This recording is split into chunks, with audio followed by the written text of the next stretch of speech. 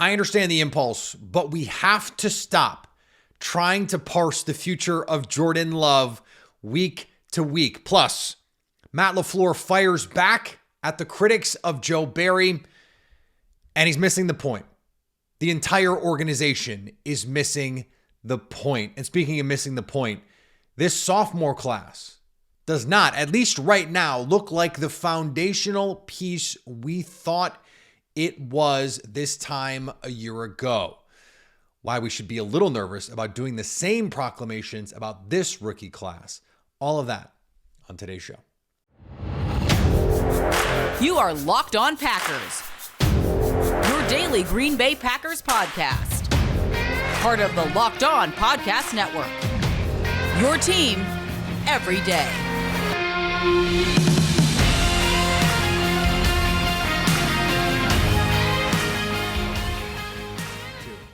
You are Locked On Packers, part of the Locked On Podcast Network, your team every day. I'm Peter Bukowski, and I cover the Packers for The Leap, a newsletter I would love for you to subscribe to. Follow me on Twitter, Peter_Bukowski. Follow the podcast on Twitter, Locked On Packers. Like us on Facebook. Subscribe to the podcast, iTunes, Spotify, Google Podcasts, wherever you find podcasts, you will find Locked On Packers, the #1 Packers podcast on the internet. And the show for fans who know what happened, they want to know why and how. Today's episode brought to you by our friends at Jase Medical. Empower yourself with the purchase of a Jase case, providing you with a personal supply of 5 antibiotics that treat over 50 common infections. Get yours today at jasemedical.com. That's JASE medical.com. A couple weeks ago, when Jordan Love was struggling, the discourse flared up again about his future. Would you pay him? Would you give him the Daniel Jones contract? All of that stuff. And look, I started it in a lot of ways. Back in week 3, week 4, I said, okay, they've lost some of these games, but if he keeps playing the way that he had been playing, I would give him the Daniel Jones contract. He didn't. But then lately, this is the best 3-game stretch he's played in this season so far, including, I think, the first 3 games of the season. What this tells me is not that we need to now relitigate the relitigation of the original 3-game take, because, and I said this a month ago, everydayers will remember, we did this conversation. If the first month wasn't enough to say, okay, long-term, this is the guy, then the next month not being as good is not enough to say it's not. And now guess what's happened? A month later, and we have all of this new information. Guess what? It is okay to continue to make our assessments based on all of the relevant information. And guess what? Again, it's only been half a season. They've only played 8 games, 9 games. What year is it? What week is it? Who knows? This is too soon to be like, okay, well, everything is settled now. We know exactly what's going on. That's not what's happening. And Mark Murphy even said it. Remember before the season, he said, half a season and we'll know what we have. He was asked about that. He does these weekly Q&As with fans. And he said, we thought the surroundings would be better for Jordan Love. That's pretty clear. They thought they'd have David Bakhtiari. They thought Aaron Jones would be healthier. They thought Christian Watson would be better than he's been, Romeo Doubs. And the defense, certainly they thought the defense would be better. Oh boy, we are going to talk about the defense. So the circumstances have changed. You can say, oh, I thought it would take 8 weeks, but I thought it would take 8 weeks under a different set of circumstances. One's other than what we've seen so far, and one's objectively worse than what we've seen so far. The Packers thought they would be better. They thought this would be better. They thought their players would be better. They thought everything would be better. And it's not a coincidence then that over the last 3 weeks, when guess what? Everything was better. The blocking is still not quite where we thought. Rasheed Walker had his issues again in pass protection. Now, against Alex Highsmith and TJ Watt, it's hard for me to fault him, but another game where he's giving up 5 pressures. The Packers need Yosh Nijman to be healthy.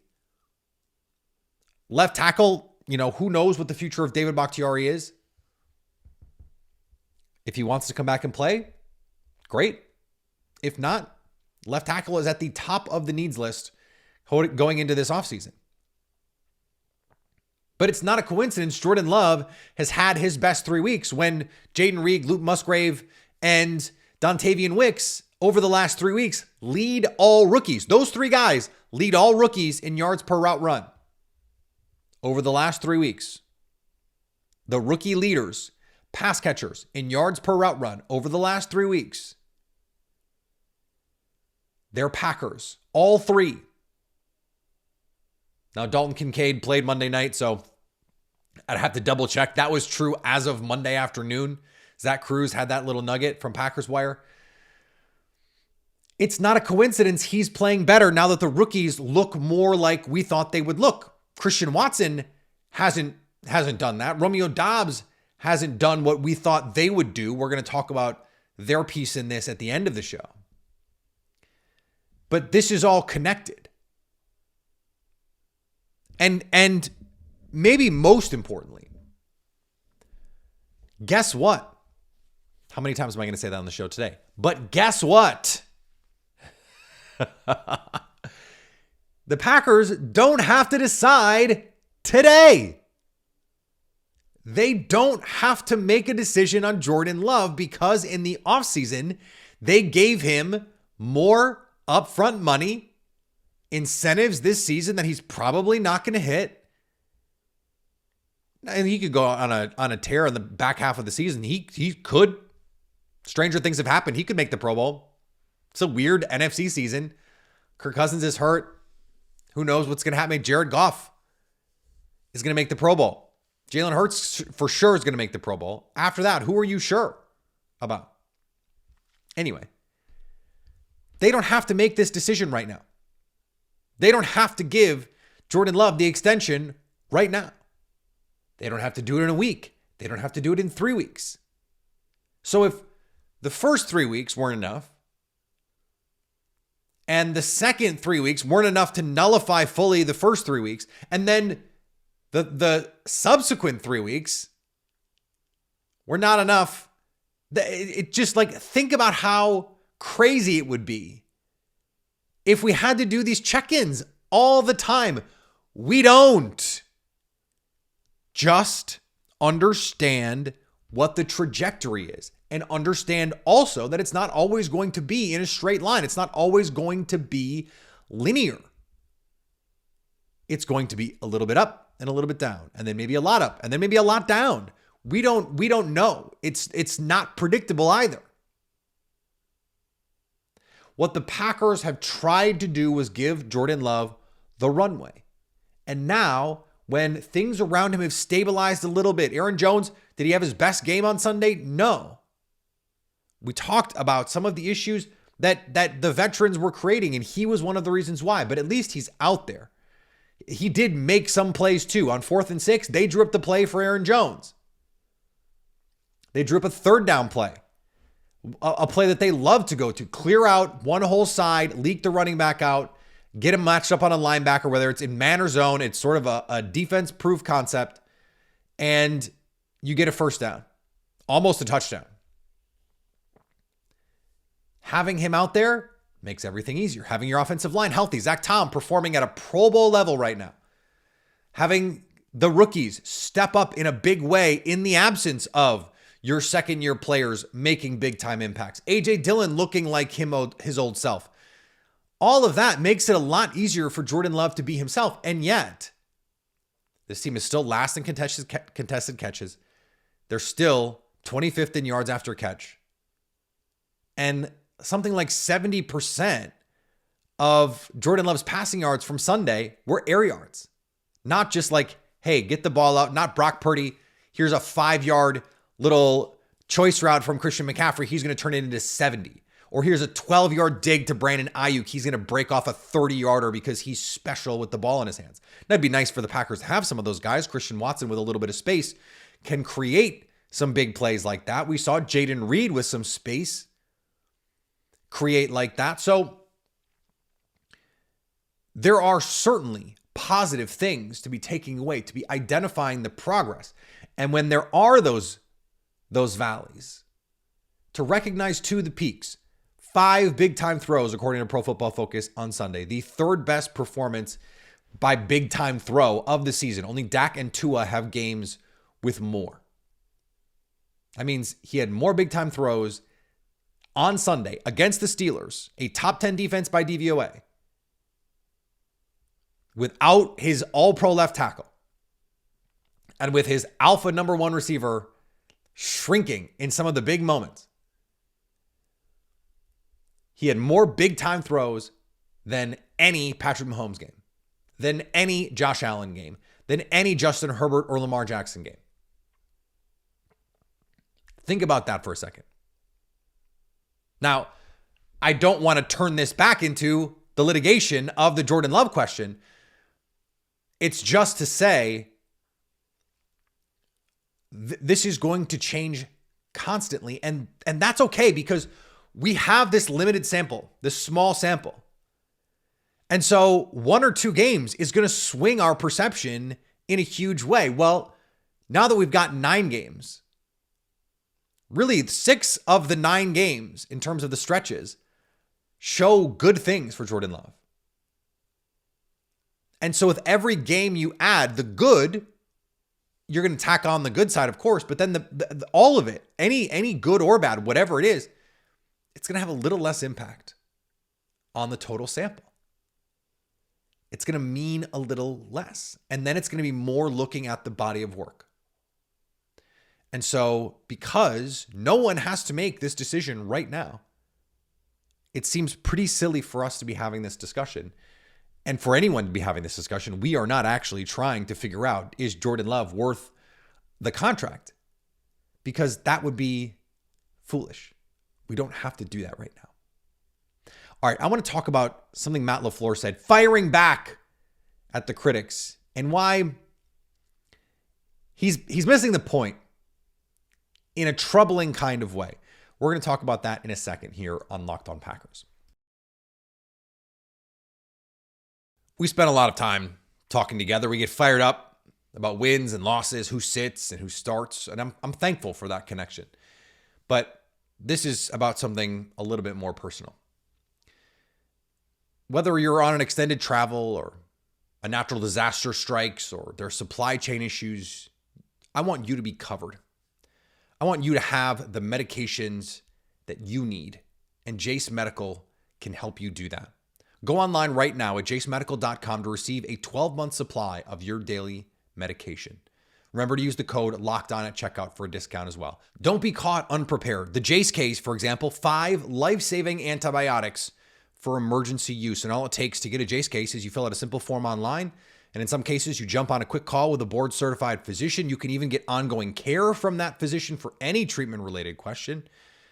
That's the peace of mind that you get with the Jase case. If you or someone you love would get some peace of mind from having a year's supply of any daily medication, go to jasemedical.com to see if it's offered for you. And remember to use code LOCKEDON for $20 off your purchase.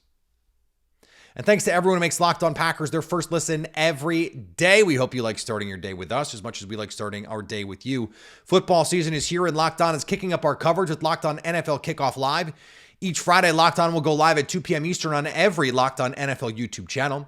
Host Anitra Batiste, Jarvis Davis, and Kyle Crabb will break down every game on the NFL slate to get you ready for your team's matchup, your fantasy lineups, your betting angles, and more. Plus, get the in-depth local analysis from our stable of NFL hosts across the country who know their NFL teams like no one else. Find Locked On NFL Kickoff Live every Friday at 2 p.m. Eastern on any Locked On NFL YouTube channel. So Matt LaFleur was asked about some of the light personnel. And I'm always very careful because this distinction about linemen and I do not care. But I am always careful because I think language matters and I think specificity matters. We talked about this on the post-game show. True defensive linemen. So what I would consider interior defensive linemen. So when you play a 3-4 scheme, and I've had some people reach out and ask, and I do want to talk a little bit about some of the scheme part of this. But interior defenders means guys who, if it were a 4-3, would be playing D tackle. The Packers don't really have anyone who plays what you would call a traditional 5-tech in terms of like the prototypical body type for that. They don't really have someone that they're asking to do that on a regular basis, even when they're in their base front. It's not really how they operate. Here's the thing. It doesn't matter. But when asked about it, Matt LaFleur got really defensive. Here's what he said. So there were a couple instances where you guys were in nickel with the 2 down linemen, and there were a couple. That is baffling to me when people talk nickel defense and they talk about 2 down linemen, because I don't know what that means. You've got 2 true down linemen. You've got 2 inside linebackers. So outside linebackers, just so you know how us in this profession view outside linebackers.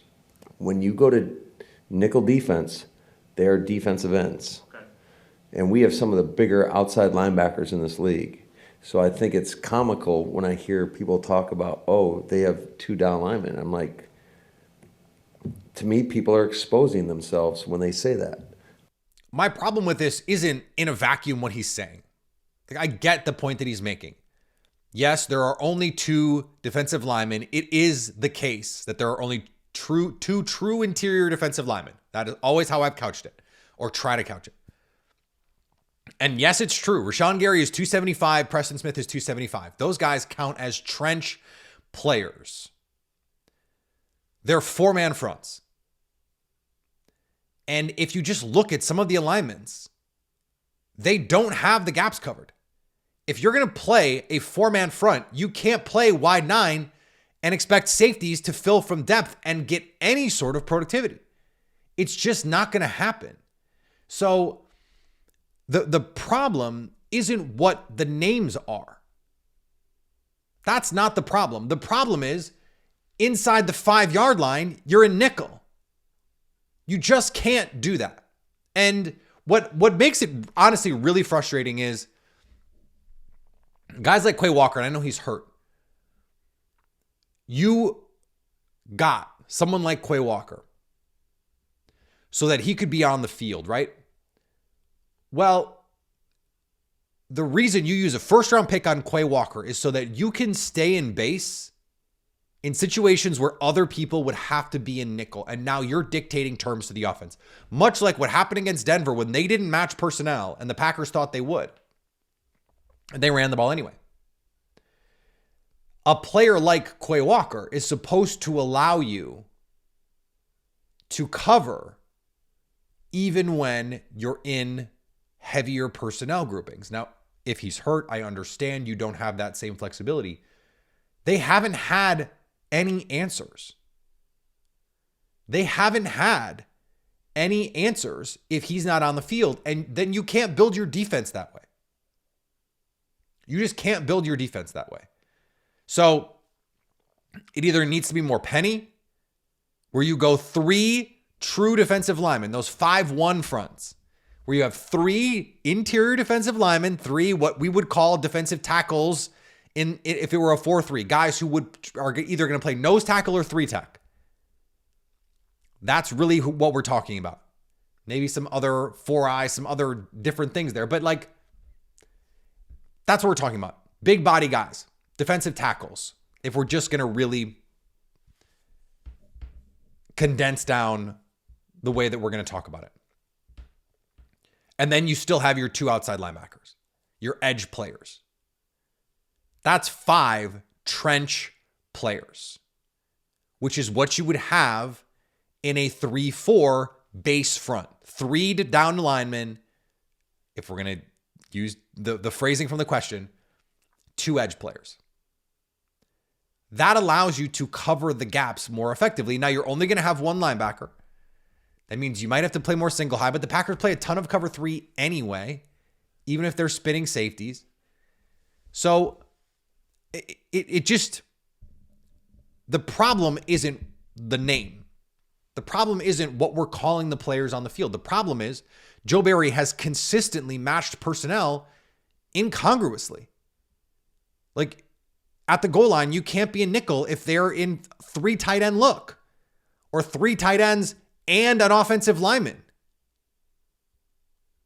It just hasn't made sense. And here is where the red flags start to pop up for me, where the lights, the emergency lights are just like flashing.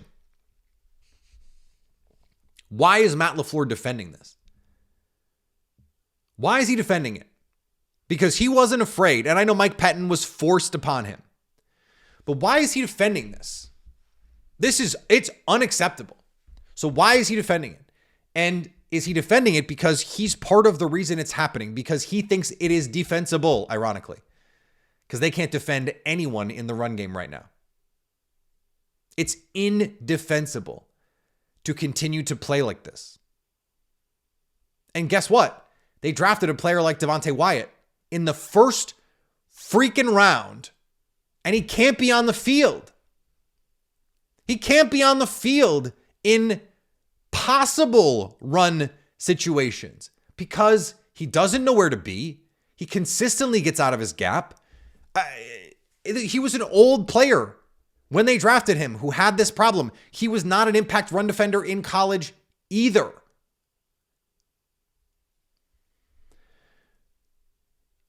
It's troubling. And it raises questions for me about how involved Matt LaFleur is, how committed he is to Joe Barry. I don't know what you would do if you go into this offseason and Matt LaFleur says to Brian Gutekunst, I think we should give Joe Barry one more season. That, honestly, it can't happen. And so if you're Brian Gutekunst, you got to sit down with Matt and say, look, either he goes or you both go. Like, I really think we're at that point. Because the other issues, and I think Matt LaFleur is a hell of a coach. But at a certain point, you have to force his hand if this is going to be a problem. And if this is going to continue to be a problem, then maybe there needs to be a different coach. If you can't hire the right people and you're going to stay loyal to people who are very clearly not suited to the job, then that makes you a bad manager. It makes you a bad manager of people. It makes you a bad executive. So even if you're, let's use a business example. Let's say you're really, really good with the numbers. Good with the product, good with the marketing, but man, you cannot hire the right people. Cannot hire right people. Time after time, the people you hire bungle things, projects not done on time, clients don't get what they want, customer service is mismanaged.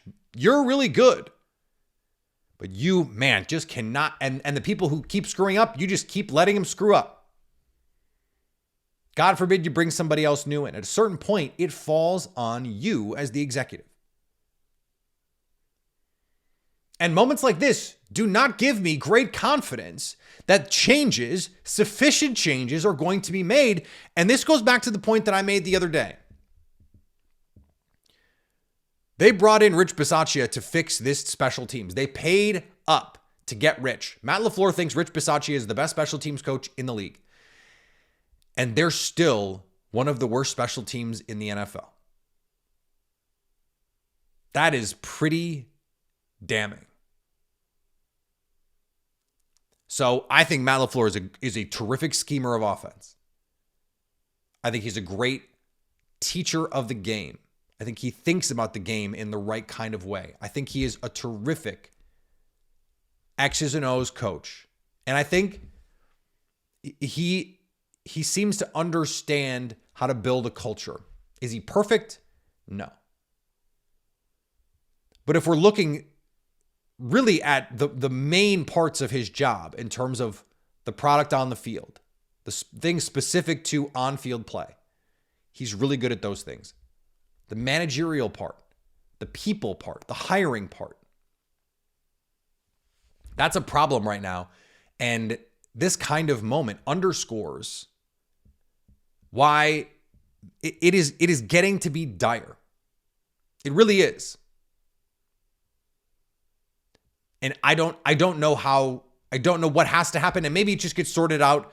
You know, the Chargers score 40 this week and the Chiefs score 40 and the Lions score 40. And it's just like, okay, well, can't do it. Can't do it. But it's going to get a lot more complicated. Yeah, let's say they lose. They steal this Chargers game. They lose the next two, and then they go on a 5-game win streak to end the season. It's like, well, got to bring everybody back. No, you don't. No, you don't. I'm not calling for anyone to be fired. I don't like really engaging in that very often. What I'm saying, and by the way, his contract, I think, is up. They usually sign 3-year deals with coaches, so it could just be a mutual parting of the ways.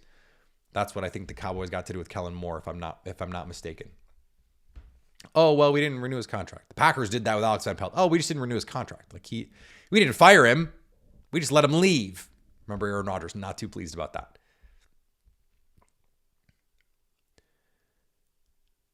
This is,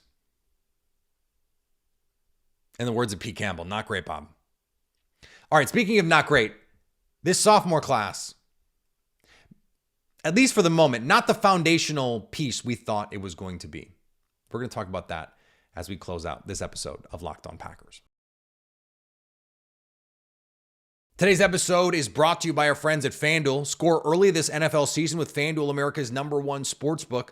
Right now, new customers get $150 back in bonus bets with any winning $5 money line bet. And that's $150 if your team wins. I had a couple nice ones. Late afternoon window really came through for me. Cardinals, that was a big one. Kyler Murray looks like a real dude. I'm getting a lot of questions about Kyler Murray. Could the Packers trade for Kyler Murray? I think they're going to win too many games. And I think they're going to be out of the Caleb Williams sweepstakes. We thought this was the worst team in the league. They were going to cakewalk to the #1 overall pick. Doesn't seem like that is going to be the case. If you've been thinking about joining FanDuel, there's no better time to get in on the action. The app is easy to use, user-friendly. It looks good. It really does. It's a nice looking app. Spreads, player props, over-unders, teasers, parlays, same-game parlays. Visit FanDuel.com/lockedon and kick off the NFL season right. FanDuel, official partner of the NFL. And thanks for making Locked On Packers your first listen every day. Everydayers. Tomorrow on the show, our pal Lily Zhao joins us for Zhao You Doin'. We've got our crossover Thursday and then interview coming on Friday. All of that coming up on Locked On Packers this week.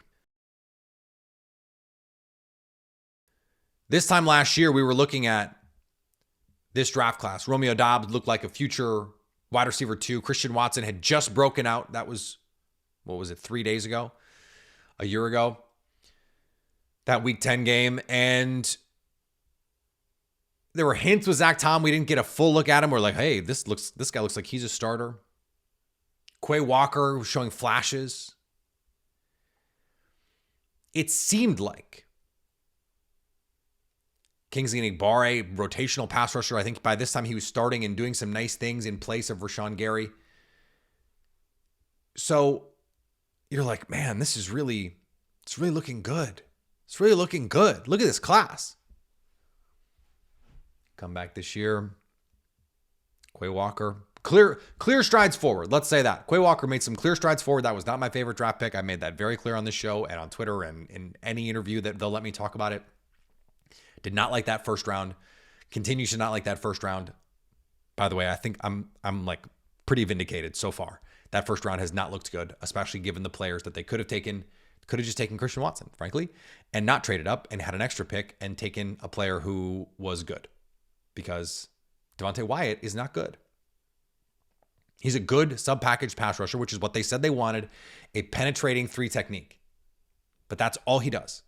And he only does it on 3rd and long or 2nd and long when he knows must-pass situation. All he wants to do is get upfield, does not care about gap integrity, does not know where he needs to be, does not impact the game down to down, play to play, is just an abhorrent run defender.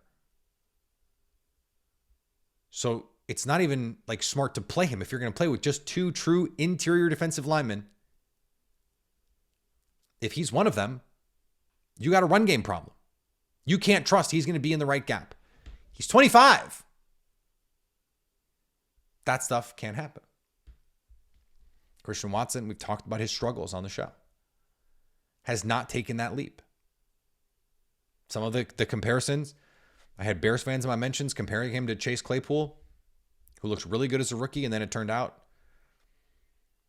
never evolved his game, couldn't create separation with his route running. His rookie season was inflated by some deep balls from a future Hall of Fame quarterback. Can't make contested catches.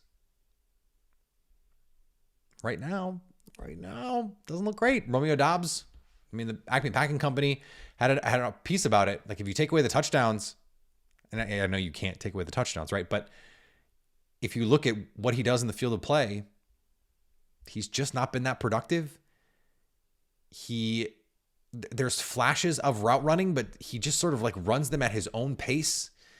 And it's not always in the timing of the play. And I don't really know what to make of him. I'm not sure he is a high end, at least, wide receiver 2 in this league right now.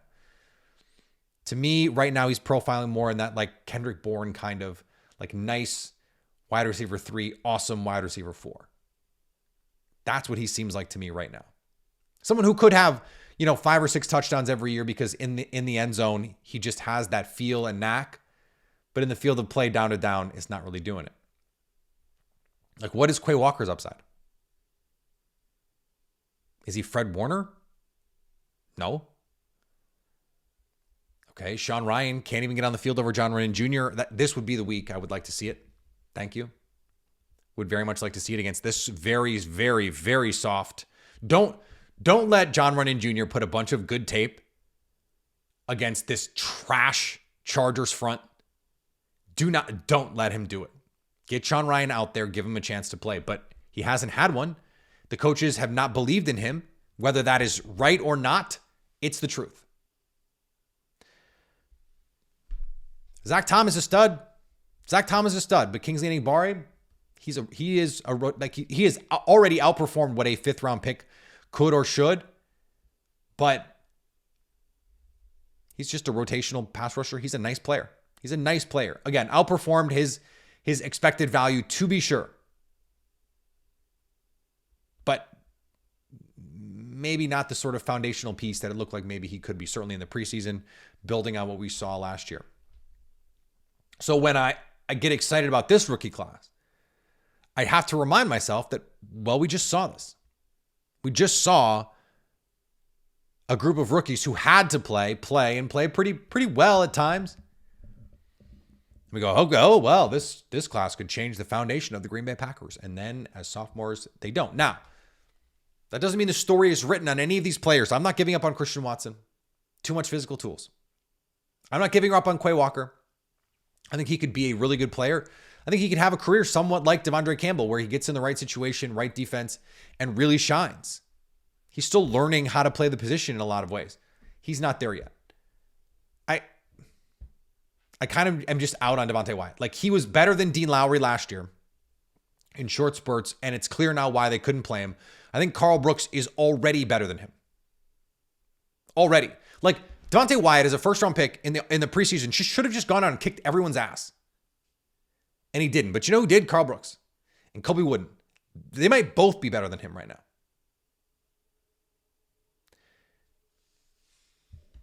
That's not great for this 2022 class. Now, Romeo Doubs, day 3 receiver that becomes productive in the NFL, they're not super common. Doesn't happen very often. But this Christian Watson thing, they could have had George Pickens. So, I mean, I don't know. I don't know if you definitely want George Pickens over Christian Watson. He would definitely fight for that ball in the end zone. I know that. He, coincidentally, is exactly the kind of receiver that Jordan Love could use right now. He is the kind of receiver that Aaron Rodgers definitely would not have thrown to last year. Because those personalities would not have worked. They just would not have worked. But that's exactly the kind of receiver that Jordan Love could use. Someone who's just going to go up and be a ball winner. Just give him a shot. Somewhere in his area, he'll come down with it. There's a lot riding on the second half of the season for these guys, especially Christian Watson, who clearly has the most to gain, because if he can get it back, if he can play in the second half of this season like he played in the second half of last season, then it's like, okay, he is a core piece of the offense. If he doesn't, if he keeps playing like this, he is going to turn into Marquez Valdes-Scantling 2.0 here really fast, because the Packers are probably going to be in a position where they can take, another high-end receiver. Jayden Reed looks entrenched in that slot role. And because we're 35 minutes into the podcast, I'm going to say something I'm not supposed to say. I think Jayden Reed is going to be better than Randall Cobb. If you're still listening, congratulations. Thank you for being here. I think Jayden Reed is going to be better than Randall Cobb. If you think you heard that, you didn't. But right now, he looks better right now than Randall Cobb did as a rookie. He can be better than Randall Cobb was in his prime. And Randall Cobb was a 1,000-yard receiver. And I was not a Jayden Reed guy in the draft. Okay, now that we got that out of the way. How you doing? Coming back tomorrow. Go check out what we're doing over at The Leap. Jason has the piece today. That should be in your inboxes. If you're a subscriber, if you're not, why? Go subscribe. It's great. We have a great time. And it's not expensive at all. Not expensive. Right now, I think it's $3 a month. Come on, you can afford $3 a month. You can't even get a latte.